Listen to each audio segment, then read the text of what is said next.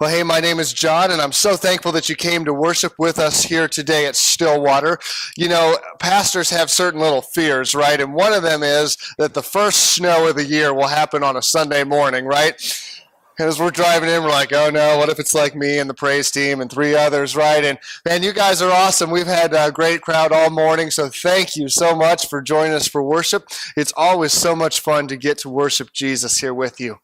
You know, we're starting a new message series. It's an exciting one called Living the Five. And it's about these five statements that really define who we are as a church. They're key pieces of our DNA. They're key things that help us as we say, okay, it's 2016, how do we keep moving forward? As we live into these things more and more fully, God's going to use us more and more fully as a church.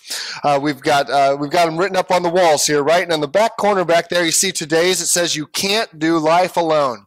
You can't do life alone. Now, some of you who are a little more stubborn are like, yeah, I can. I bet you I could do life alone if I had to. Okay, I understand that you might be able to make it happen, but it wouldn't be the best life now, would it? And there's lots of things that you can do that would not be ideal or not be the right things to do. Like you can go home today and brush your teeth with gasoline, right? But I don't recommend it. It's not a good idea, okay? So around here, we like to say that you can't do life alone. In fact, we take a little survey here. If you could take a risk to be a little vulnerable with me, think about some of your worst decisions in life. I'm not going to ask you to name them, but think about some of those moments where you say, oh, gee, I can't believe that I did that stuff. For how many of you raise your hand and say that in those moments you were alone when you made those decisions? Anybody? I know for many of mine I was. Yeah, we've had the same response. I bet for those who didn't have their hands up, we'd probably say that we were around some people who were not the best influence. We tend to make our worst decisions when we are isolated or when we've surrounded ourselves with people who are bad influences upon us. You know, our bad decisions are oftentimes because we get isolated. We look back and we might call them spring break, or we might call them freshman year. We might call them that first marriage, whatever it was, and say, oh, I made some bad choices. And the truth is, I isolated myself from those people who would help me to look more like Jesus Christ. So we're going to look at a story from the Bible this morning about a guy named Peter. You might remember him. He was one of the 12 disciples. And Peter was the one who would most commonly stick his foot in his mouth, right? He was very outspoken, very bold, very brash. It kind of fit with who Peter was. See, Peter was a fisherman, a career fisherman. I mean, don't think about like, you know, a little kid sitting on the bank of a lake having fun on a Saturday. We mean like, you know, a career fisherman who made his money doing this. He was a hard worker. We kind of have a little bit of a messed up picture of this because we have these like really nice sanitized pictures like this one, right? Like, oh, those nice guys wearing clean bathrobes fishing in the sea. That's not what it looked like, right? Peter, he probably looked a lot more like these guys here, right? Our friends from Deadliest Catch, right? I mean, fishermen were tough. That's a hard job. You're hauling in big old nets of fish every single night. If you don't, your family doesn't eat. They didn't mess around. I mean, this was a serious vocation. And so this was Peter's job. He was a fisherman. And he was known for being for saying quite a bit of stuff and sometimes saying things a little too strongly. Well, so in this story, Jesus is about ready to go to the cross. He's with the 12 disciples for one last time before he gives his life.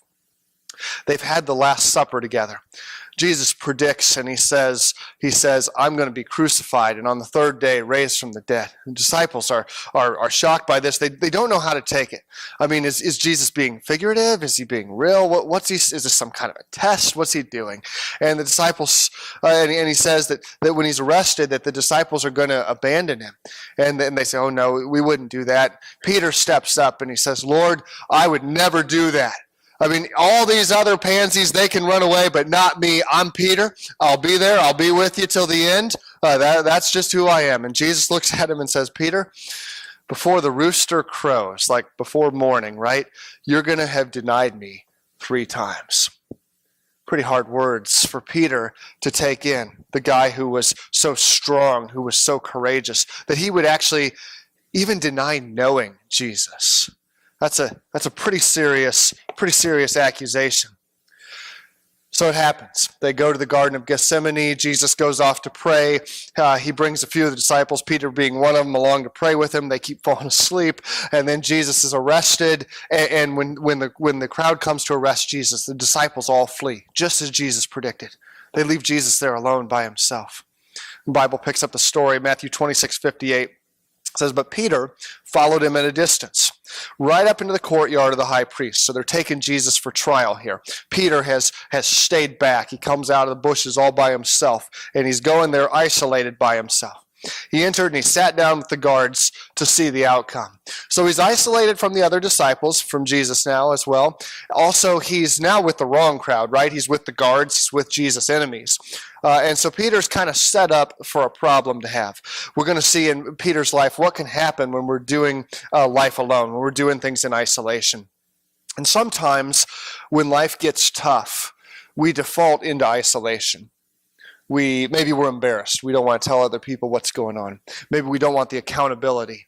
Maybe for whatever reason, we get into isolation and we get kind of by ourselves. And Peter gets in this position, and it's not that we're saying I'm abandoning Jesus, I'm giving up on my faith. It's not that, but sometimes folks they'll stay away from church for a while. They'll quit going to their community group.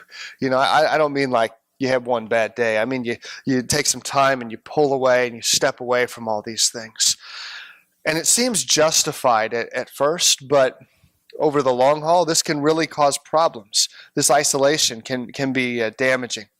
So Peter finds himself alone with the guards. Verse 69, it says, meanwhile, as Peter was sitting outside in the courtyard, a servant girl came over and said to him, you are one of those with Jesus the Galilean. Okay, so we've got big, tough fisherman Peter, little preteen servant girl, right? And she's like, hey, weren't you one of those guys with Jesus? And then a couple other times, so similar things are said to him. And each time, Peter denies it. He denies it passionately. In fact, the last time, verse 74, he says, I swear by God, I don't know the man. And immediately, the rooster crowed. For the third time, he's denied Jesus. Not only has he abandoned him, not only was he hiding in the bushes, he literally denies knowing him. What an awful, awful moment. The man who just a couple hours earlier said, Lord, I will die with you. I'll do anything. Doesn't even know him, apparently, right now. Verse 75. Suddenly, Jesus' words flashed through Peter's mind. Before the rooster crows, you will deny me 3 times. And he went away, crying bitterly. This is a little case study of what can happen to even the best of us when we get isolated, when we get out there on our own by ourselves. It's not how Jesus calls us to live. We need real relationships in our lives because you can't do life alone. We're going to look at a few things that real relationships do for us in life. The first one is this. Real relationships help us get serious about our commitments to Jesus. Your real relationship help you get serious about your commitment to Jesus. So maybe you've made this decision of faith to follow Jesus, and you mean that in your heart, but you haven't really gotten serious about it. You're not doing a lot about it. That commitment is nice, it's good, it's important, but it's just a first step. And, coming to church might be a second step. It's great you're here. I'm so glad that you are. But we need to take those steps into deeper relationships, real relationships that help us to get serious about our commitments. Because there's many commitments we can have, but if we don't really get serious about taking action, it doesn't mean much. Like take exercise, for example, right? We talked about resolutions last week. That's one of the common ones we have right now. I was thinking about myself. I'm playing on this soccer team on Friday nights, and I got to tell you, I'm doing really bad, okay, because I'm in like the worst shape of my life right now, and I'm a lot slower than I used to be and all this stuff. And it's for one reason, I have this Y membership, right, and it's a great place, and it's such a good place to work out, but there's one major problem. I don't go, right?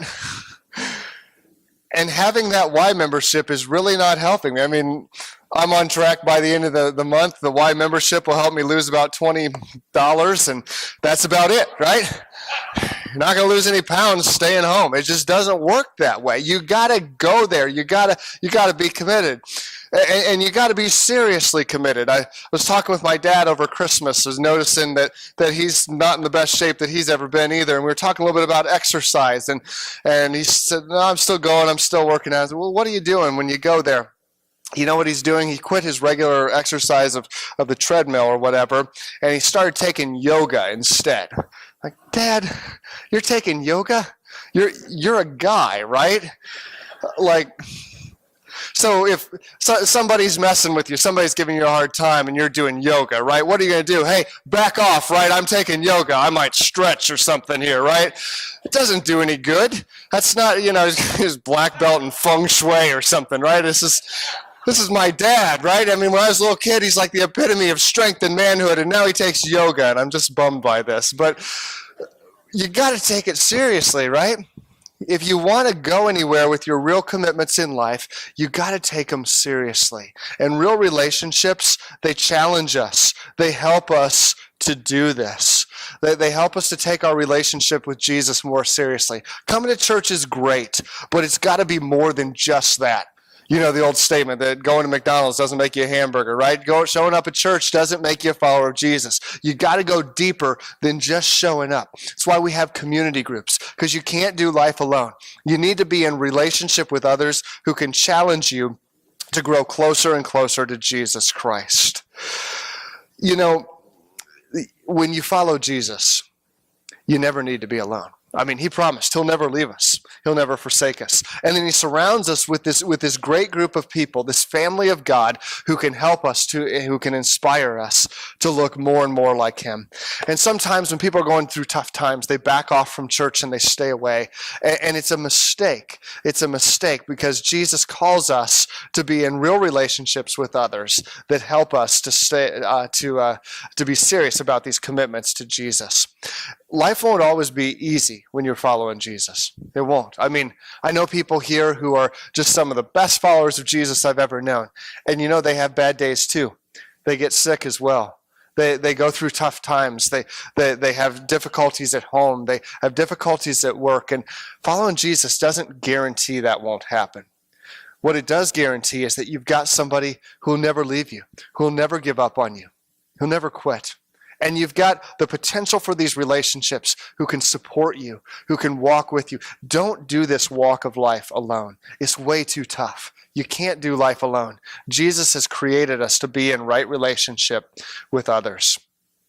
So real relationships, second things they do, they help keep us on the right track. Hebrews 10:23 says this, "Let us hold unswervingly to the faith that we profess, for the one who promised us is faithful." I mean, Jesus is faithful, so let us hold unswervingly to this faith. I love that word, unswervingly. It's kind of like it's a good driving word, right? Anybody got teenage drivers, right? All about unswervingly, right? Because remember when you were first learning to drive and you got the white line and the yellow line, and you get a little too close to the white and you get a little too close to the yellow. I remember my dad saying, just drive straight already. It's not that hard, but it is tough.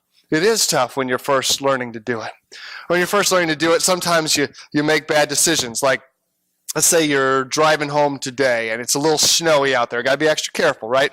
And let's say that a squirrel runs out in front of you, and I love animals as much as the next guy, but if a squirrel runs out in front of you, don't do some crazy swerving maneuver, right? You'll run into a tree, and that'll be worse than hitting a squirrel. You know why?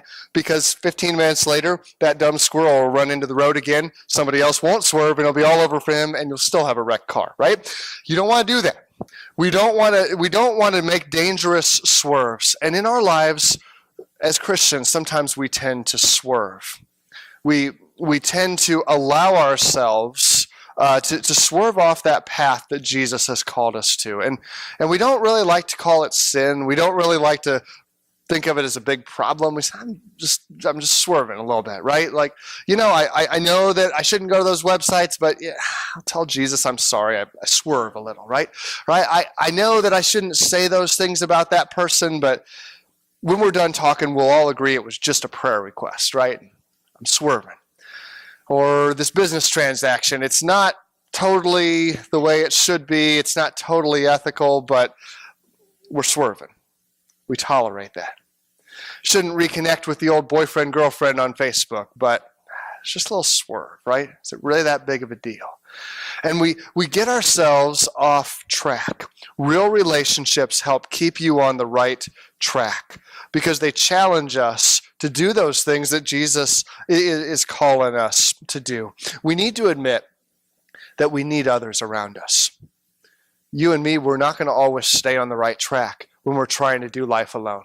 And we need to have that humility to say, hey, I need others. I need the support and care of others to be right here with me. Third thing real relationships do, they challenge you to avoid what is wrong. Real relationships challenge you to avoid what is wrong. Hebrews 10:24.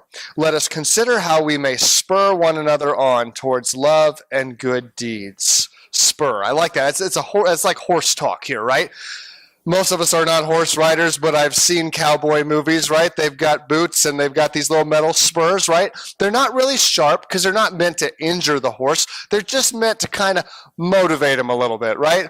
Like you're sitting on the horse, it's time to go, and he would rather be eating grass or something like that, right? You kind of tighten your legs in a little bit. You give him just a little pinch from that spur. And it says to him, hey, wake up, it's time to go. Then if he doesn't get moving, you kind of, a little bit harder, right? To say, hey, I'm here, right? I'm the horse rider. You're the horse. You're supposed to be moving here, right? Those spurs, they keep the horse going. They challenge the horse to avoid what is wrong. Standing there being lazy is not the right path for the horse, okay? It needs to be moving forward. And that's kind of how God does each of us. We need a little bit of spurring sometimes, right? A little bit of motivation to avoid what is wrong. And when we're in real relationships with others, they can help spur us on, just like the Bible says, towards love and to good deeds.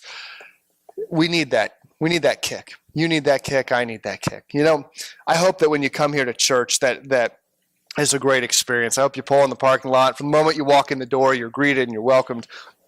You feel right at home. Hope you get a cup of coffee and enjoy a donut, and it's good, right? I hope that your kids have a wonderful time here and all that stuff. But the thing is, there will be times where church, it may hurt a little bit, maybe a little bit uncomfortable, and that's okay, because the Holy Spirit sometimes needs to give us a little bit of that spur. It needs to give us a little kick to kind of get us going in the right directions. That's part of why we exist as a church. And that's why you need to be in real relationship with others so that we can spur one another on towards good deeds, so we can get serious about this faith of ours. Not just playing games, not just trying to look the part, but really live out our faith in Jesus. Real relationships challenge us to avoid what is wrong. But not just the negative. Real relationships, fourth, they challenge us to do what is right. They also challenge us to do what is right. Hebrews 10:25. Let us not give up meeting together, as some are in the habit of doing, but let us encourage one another, and all the more as you see the day coming. So it's talking about the return of Jesus. And it's saying, hey, Jesus is coming back, so we need to be meeting together. That's what we're doing right now. We need to be in relationship with one another. We need to worship together. We need to be in community groups. We need to be serving together, because that's part of what challenges us to do what is right. We need people who affirm the right thing. Have you ever heard that saying, practice makes perfect? You heard that before? It's a lie, isn't it? I mean, think about it. Just practicing something will not make perfect, right? I mean, I know this because, like, for example, I am not a musician, not at all. No musical talent whatsoever, right? But let's say that I was watching this morning, and I heard Lisa in the meet and greet. She was jamming out on Mr. Rogers' Neighborhood, right? Wasn't that awesome? I mean, that takes some skill right there. And what if I thought, I would like to be able to do that too. That looks like a whole lot of fun. So I'm going to start practicing the piano, because practice makes perfect, right? So I'm going to just get by myself 30 minutes a day. It's going to be me and the piano. I'm going to do my best. Right? I think it sounds something like this and this and that. 30 minutes a day, I'll do that. How many days is it going to take before I play like Lisa? Never. It'll never happen. Because why? I don't have anybody to challenge me to do what's right. I can do what's wrong all day long. I can practice it and get great at doing the wrong thing. I will stink as a piano player. You need folks to challenge you to do what is right. I get to play golf about once or twice a year. I love golf. I think it's really, really fun. I mean, like I step up, I hit that ball as hard as I can, then I walk 10 feet and I do it all over again, right? That sums up my golf game. So I play once or twice a year, typically with my father-in-law, who is a really good golfer. Now, he'll tell you, oh, I'm a bad golfer, but what he means is he'd lose to Tiger Woods, right? But in my mind, really good golfer. And so we'll play, and it's always a lot of fun. But the reason that I keep going back out, because my game is really terrible, right? And I lose a lot of golf balls. It's a very expensive habit. But the reason I keep coming back to it is because I'll hit a few shots each time that are pretty good, right? And by pretty good, I mean they go forward and I can find the ball and it's not in the woods or the pond, right? And I think, hey, I'm actually getting good at this, right? There's hope for me. Forget those other 127 shots that we don't want to talk about. There was a few really, really good ones today. And my father-in-law is great because whenever I'll hit a really good shot, he'll always affirm what I did right. There's things that actually made the ball go straight instead of go off to the right or off to the left or in the pond or whatever. We need people to do that for us, who will challenge us to do what is right. You do a lot of right things in this world, and you need folks to affirm you in that, because sometimes we grow weary in doing right. The world doesn't always affirm right. Doing the right thing doesn't always feel good. Sometimes it really hurts. Sometimes it costs us a lot. Sometimes others will discourage us from it. And you need others who will challenge you to do what's right. And that's why we need, like Hebrews says, to keep meeting together. You can't do life alone. And fifth and finally, real relationships, they help us to see the big picture. They help us see the big picture. Because sometimes we all get down, we all get discouraged, we all go through difficult times. And real relationships, they help us to see this big picture of what God's doing in our lives. The challenges you're facing right today, I doubt for any of us they're going to be the final challenge that just wrecks and ruins our lives. They may seem really big right now. They may be really big right now. But think about all that God has brought you through in life. Think about all the other times where the waves were crashing around your life and you weren't sure how you were going to make it out of this storm. And yet God helped you through. Real relationships help keep our mind on the big picture because we need others to challenge us and to help us to understand how God is working through us so much bigger than just these immediate challenges we face. I had a neighbor a few years ago. He was a really nice guy, not a really handy guy, however. And his kids wanted a swing set. So he went out and he had delivered to his house this like massive swing set. He delivered to his backyard. I hadn't seen him for a little while, and so I got a phone call from him and he said, hey, could you come over and give me a hand with this swing set? I'm kind of having some problems with it. So I came over to look at it, and I walked in the backyard, and it was like the biggest mess ever, right? There's wood strewn everywhere. There's hardware all over the place. In the bottom of the box is the instructions, right? Have we looked at the instructions? Instructions, right? Yeah, so, well, let's look at these things, kind of get a picture of what the big picture of this should look like, right? And it looks something kind of like this. We're like, oh, man. That's actually a piece off the space shuttle, but that's what it looked like in my mind. So difficult, right? Like, man, this is going to take us like weeks. And it did take us quite a long time. And there were points where I said to him, I don't think your daughter needs a swing set. I think she really needs a bonfire, a real big one. I've got gasoline. We could do this, right? But that wasn't his opinion of what we needed. So we kept our mind on the big picture. We needed to keep looking at that thing to see what this could ultimately become. It wasn't just about each individual problem. It was about putting all these things together to bring about the big picture at swing set. Our lives are like that.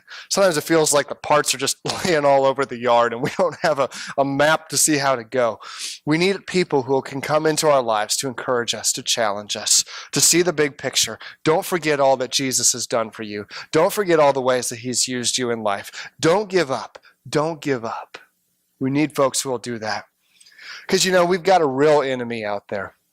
We've got a real enemy in Satan who doesn't want us to remember the big picture, who doesn't want us to remember all that God can do, who wants us to sit on the sideline, to just forget all this stuff.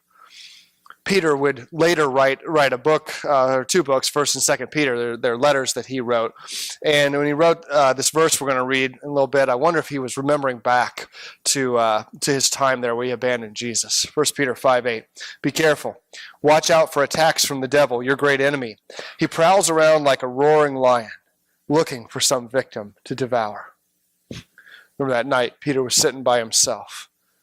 And along came the devil, seeing an opportunity, seeing someone by himself, seeing someone who was already down and discouraged and without hope, and really took Peter's lunch that day. We need other people. You can't do life alone. You can't. That's not how God calls you to live. You've got a real adversary out there who would love to see your life get off track, who'd love to see your current problems just wreck stuff. Don't let that happen. Don't try to do life alone. You need the support of others. You need the encouragement of others. You need them to walk with you. Would you grab your Connect cards? We've got on there the opportunity. You can sign up for community groups. I have this every week. And the reason we do this is because we believe that these groups are so important. They're just one of the best ways you can grow in your faith. And maybe you don't have a group right now. We'd love to help you find a group. We'd love to help you get plugged in with a group. In fact, we'll be doing a little study during this message series for Living the Five. We'll go for 5 weeks here. And we're trying to make this as easy as possible for you. So tomorrow, you'll receive an email. In fact, if you don't receive our weekly e-news, now would be a great time to put your email on that card. We'll get you signed up tomorrow so you don't miss it. But we'll send you an email, and it'll give you links to a couple electronic resources that we have for this study. First is this ebook. We've got an image of it here. It's a great little book we kind of put together. It's like custom fit to Stillwater. You may see yourself in there, right? Like we've got a whole bunch of Stillwater pictures in there, and if you see yourself and you feel like, hey, they should have paid me royalties, well, we'll give you a percentage of the profits, right? We're giving the book away, but we'll see how that works out for you. But regardless, you might find yourself. But more importantly, this book gives us study resources to help us to grow during this series. Now you can talk these through with your family. You can talk them through with your community group. If you don't have a group, either sign up or just grab some buddies. Maybe you know some people here that you think, hey, why don't we get together at my house? Let's pick a time. Let's get together and we'll meet and we'll talk about this each week. We'll have a link to a YouTube video. It's just a quick video from me each week that will kind of help you as you focus your study. And so you've got these resources. If you don't have a computer, we've got just a few copies of the book out in the Connection Center for those who don't have computers. You can grab one there. But we would love for you to join us, because why not, right? I mean, really, what do you have to lose by getting into relationship with other people more and more? What's the risk? I mean, the potential payout's amazing. Jesus could use this to help you get started in some real relationships, and also to use you to help other people out. Proverbs 27:17 says, as iron sharpens iron, so one person sharpens another. And we need each other to sharpen each other, to strengthen each other, to help us as we do this journey of life together. Because folks, you just can't do life alone.